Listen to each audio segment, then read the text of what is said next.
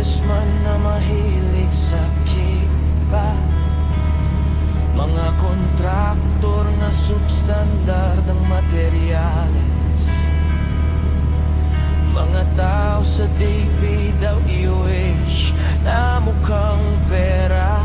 Nasaan ang puso nyo? Saan ang konsensya? Ano kaya ang pakiramdam habang kayo'y nakahiga sa yaman?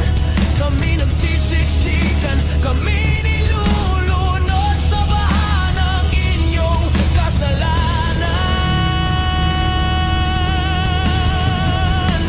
Kami nagbabayad ng buwis, pinaghirapan dugot, pawis, ngunit bakit ninanakaw lang? Mahiya naman kayo!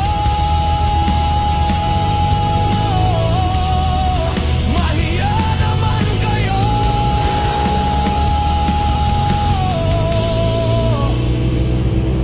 Ano kayang pakiramdam ng kontraktor na nakaupo sa mamahaling kotse, habang ang mga bata lumulusong sa baha